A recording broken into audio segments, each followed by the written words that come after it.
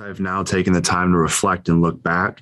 I believe that I got to the point where I was falling in love with everybody, but then I got to the point where I was only in love with Susie. Why did you convince Gabby and Rachel to stay when you knew that Susie was the one you loved the most, as you put it? Yeah, I made that comment, and I did when I said that I felt that way about Susie, but when she left, I realized that that ship had potentially sailed. And beyond that, just because I loved her the most did not mean I had made a definitive answer that she was the one. And so I do believe everything happens for a reason. And when she left, I said, okay, I have these two incredible women here, and I need to continue to pour into them because this is what apparently exactly needed to happen. So give these women your all and see if maybe you'll end up walking out of here with one of them. Rachel and Gabby didn't mince words last night. Clayton, did anything surprise you that they said? Maybe did you tell me you love me because you wanted to sleep with me comment? Yeah, that was a surprising comment. It hurts because for her to feel that way, I don't want to take that away from her and say that it was, I'm like, no. And so I told her, I said, no. And she said, well, I don't believe it. And I didn't know there's nothing more I could say besides okay at that point. I'm like, you know what?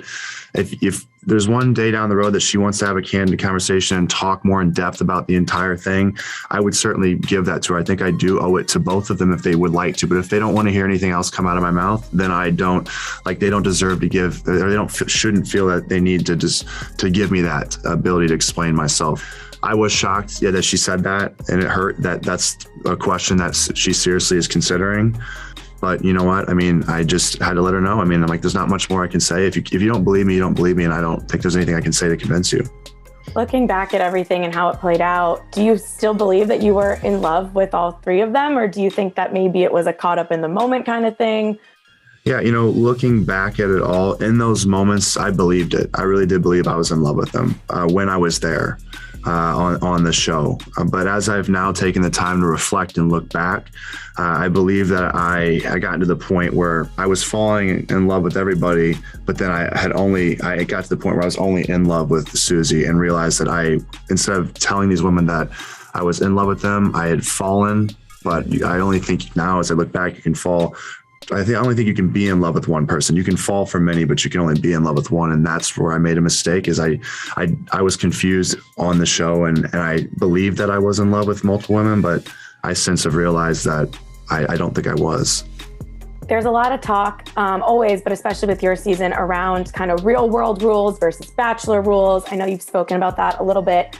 And now looking back, is there a moment when the lead or the Bachelor should start thinking maybe in real world rules? And is there a moment you wish you did? Or do you think you owe it to the process to kind of see it through?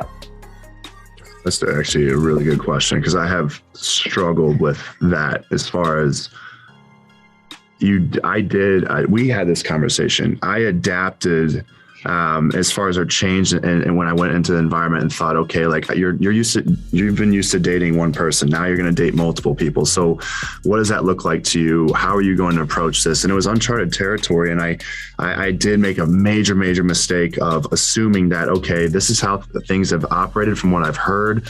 I'm sure the women are aware of how these things work here. So maybe it's a little different versus the outside world. But what I came to realize was some of the women had they still had the mindset of, well, and rightfully so. They were like, this is the way I date. I'm dating one person. These women were dating one person. I was dating 30. And so that's where I think there was a contrast. And if I'd have just asked more questions, I would have realized that their mindset was, I'm dating one person. So that's how I'm viewing all of this. I'm not looking at it from an environmental perspective. I'm looking at it from strictly, I'm dating you. And I think more to talking it through, we would have realized that there was maybe a little contrast there that could have been addressed and we could have worked through.